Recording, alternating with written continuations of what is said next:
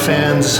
It's James Kalm, the guy on the bike, your half-assed reporter, and we're gonna run into Mitchel-Innes Nash and look at an exhibition by Johanson Possibilities. And I was told that we've got 10 minutes and that they wouldn't throw me out. So we'll come in, make a little initial sweep of the installation, and I'll go back and get the gallery guide and come through and give you some titles, dimensions, medium, and maybe a little commentary. Well, the title of the show is Possibilities, and well, I've been a fan of Chris's work for probably about, 15, 16 years now. I believe I started seeing his work at an art fair. Maybe it was Basel, Miami, back in the early aughts. This piece is titled OK Number 1, Acrylic and Household Paint on Found Wood, 48 by 36 inches. Well, I initially saw the work and just was attracted by its kind of naïve honesty. There's a certain straight ahead, kind of simple, almost childlike naivete, but under that there's also a very nice and sophisticated idea about painting and materials and other things. This series is titled Parrot Paintings. Well, this is an example of what I was talking about, of his use of kind of naive imagery, but if you look at the way this is actually basically a constructed sculpture with painting on it, that's a lot of fun. Also, this is kind of related to the work of Chris Martin, who uses a lot of unusual supports and presents his paintings in interesting ways. The other things I like is little kind of sketches or little notes.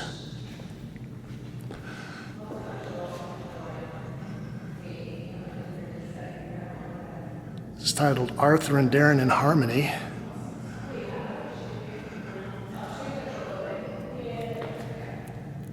And these little figures in a landscape kind of make me think of David Hockney, maybe. But I think Chris has got a great compositional sense, and I like his palette.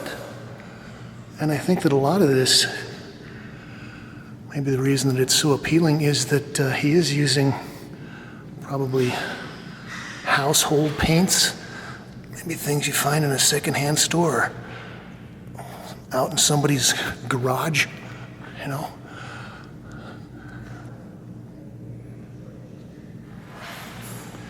It's titled Contemporary My Consciousness, Unconsciousness Painting Number 1, Acrylic and Household Paint on Found Wood.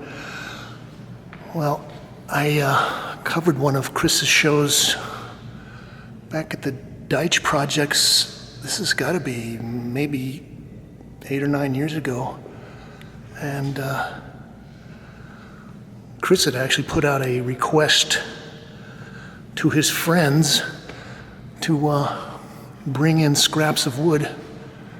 And over a period of about probably 3 weeks, they built a whole environment with special chambers and stairs and all kinds of things.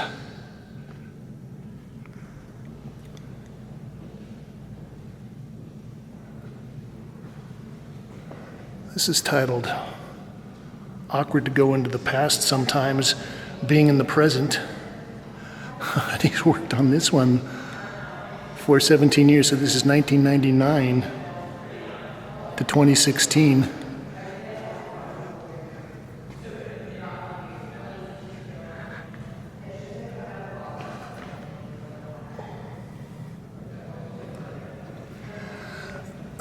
These are the kind of things I like, the obsessive, painterly detail. You know, they told me that they were going to shut down, so I'm going to kind of run through the rest of this. Maybe I can't give you all the titles. I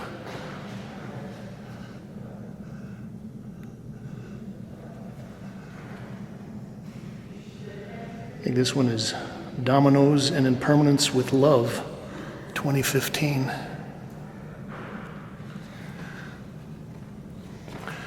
You know, he's able to use so many of these nice kind of modernist tropes. It kind of makes me think of Delaunay. And I'm going to throw in our little figures. Now, I was out in San Francisco maybe a year and a half ago, and we went over to the Oakland Museum, and they had an exhibition there dealing with the artists from the Mission District.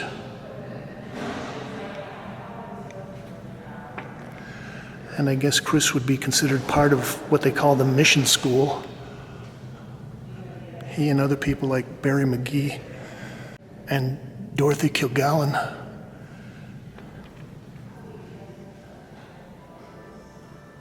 This is lecture series Abstract Mass. Well, I love his kind of odd, disconnected narratives.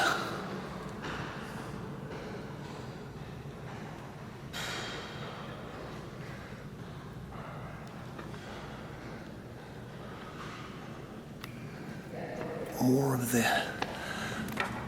works on paper.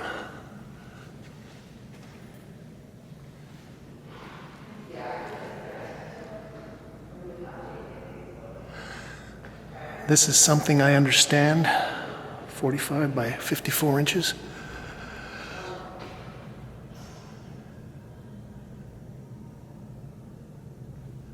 Well, I think one of the things that kind of attracted me to the Mission School artists was their taking the influence from a certain type of street art, but not exactly like New York graffiti, so a lot of it was painted with a brush instead of a spray can. So this is a huge tondo. It's titled Circular Painting Number 1, about infinity and square and circular energy, 2016-2017. This is 133 inches, so that's like 11 feet across. That's a big painting. I think Chris is also, because he's going out of his way to use found wood and kind of repurpose stuff that might be thrown away, old household paints and things. There's a kind of a granola crunchy, back to the earth sense about some of this. And I'm not sure, but I think that Chris might originally be from maybe Portland, one of the original Portlandians. So there's a whole lot of these various, I guess you'd call them sculptures, called the Sense. You can see the way that these are kind of propped up. Well, I was talking about the mission schools kind of being influenced by a type of street art. They even called it hobo art or roadside art. And some of these pieces, in the way that they're propped up, would almost be like homemade signs you might see in front of a gas station out on the high plains of Oregon or something. Oh, they're giving me the eye, so I'd better try to bring this to a conclusion. This is titled "The Big Picture Escapes Me," acrylic on found wood, 64 by 84.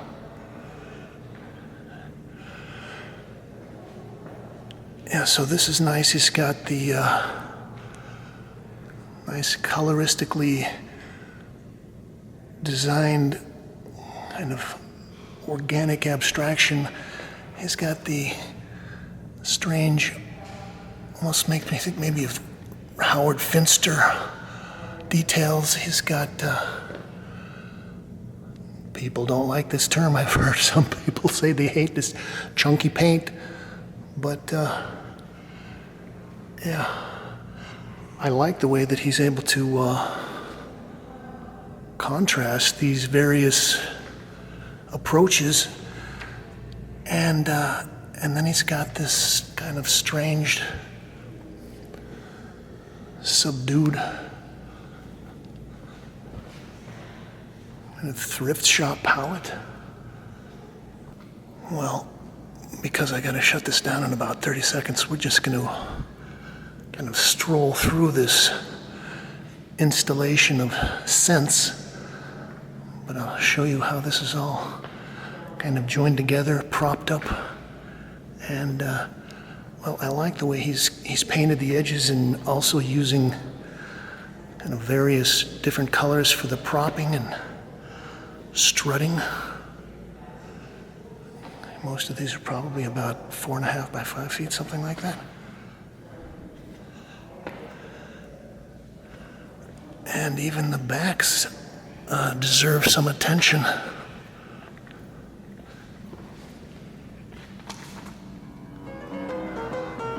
James Kalm giving you a after-hours run-through of Chris Johanson possibilities here at Mitchel-Innes Nash, 534 West 26th Street in Chelsea.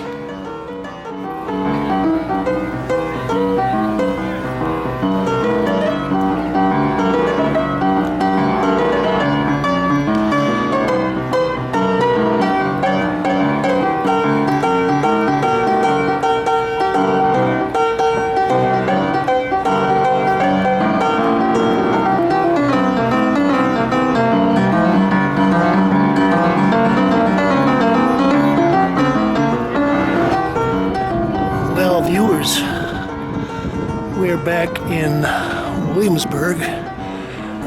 We're going to try to pop in here at the Journal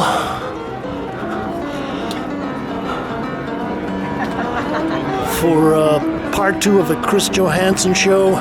And this is a show in collaboration with Johanna Jackson. I am a bicycling fool. I started out this morning about 9:30. I pedaled all the way up to 92nd Street to catch a Florine Stuttheimer exhibition at the Jewish Museum. And then I opened my email and remembered that this show was opening, and jumped back on the bike and pedaled up to Williamsburg. Also, oh, we've got some fans here on a camera bomb. Okay. Well, I didn't really know what to expect, although, as I said, I covered Chris's show at Mitchel-Innes Nash. I haven't posted it yet, so I guess I'll probably paste these together. But I'm a big fan, and this is actually an introduction to me to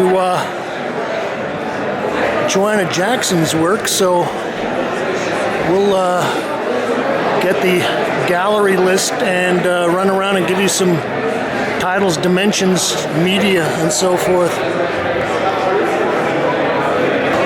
Well, I just talked to one of the gallerists at the desk, And when I asked if they had a gallery guide or a list of titles or mediums or even artists, she said that because the show came together so quickly that they didn't have it yet. So I said I was just going to have to improvise. Although she said a lot of this work is collaborations between Chris and Johanna, I guess we'll just look at the works and then everyone can decide on who did what. One of the things I would like to straighten out is I was looking at the other show. I mentioned that I thought that Chris was born in Oregon, but as I look at the press release for this show, it actually says that he was born in San Jose, California, and that both he and Johanna live in LA now,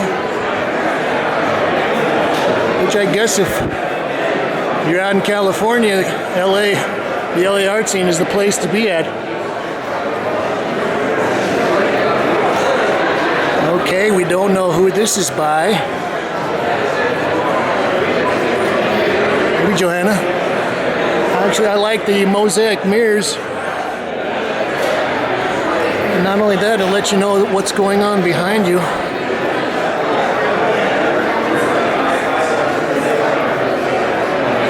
Also, I understand that some of these works are actually by friends, which makes it even more confusing. This is interesting. Looks like this was just made out of poured paint puddles, maybe shaped. And I'm kind of getting the feeling that Johanna might be someone that works with fabric and sewing applique fabrics. Okay, that's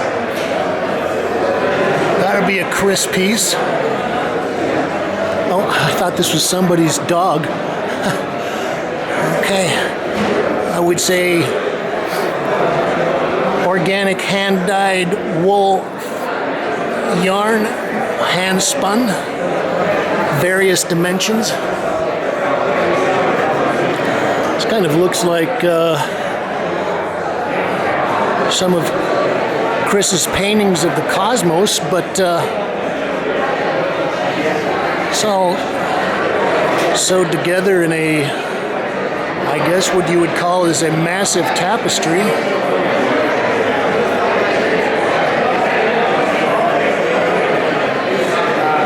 You know, I was thinking about unstretched canvases and how a lot of people are doing this, but a lot of this goes back to the Support Surface people, and there was a Washington artist who's still around, Sam Gilliam, who was doing unstretched canvases, stain painting, and sewing them together and displaying them in various ways. It's back in the late 60s. He was part of the Washington Color School. So you could almost make this into a tent. And then we've got our little, it's like rumpus room furniture with a table and tchotchkes. I kind of like the ceramic tchotchkes. Okay, we've got, looks like little hands. Some of them have broken fingers.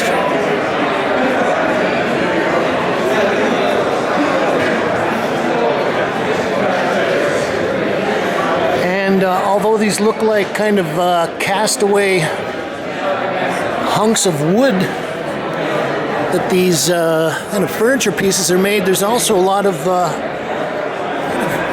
very articulate jointing. Looks like a lot of this is put together with dowels instead of nails and screws. That's impressive.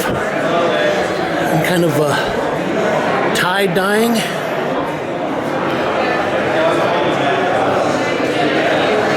Let's go into the fun house here. Yeah, come in. Thank you. Thank you. Okay. This looks like a Chris piece on is that? Some kind of a construction paper.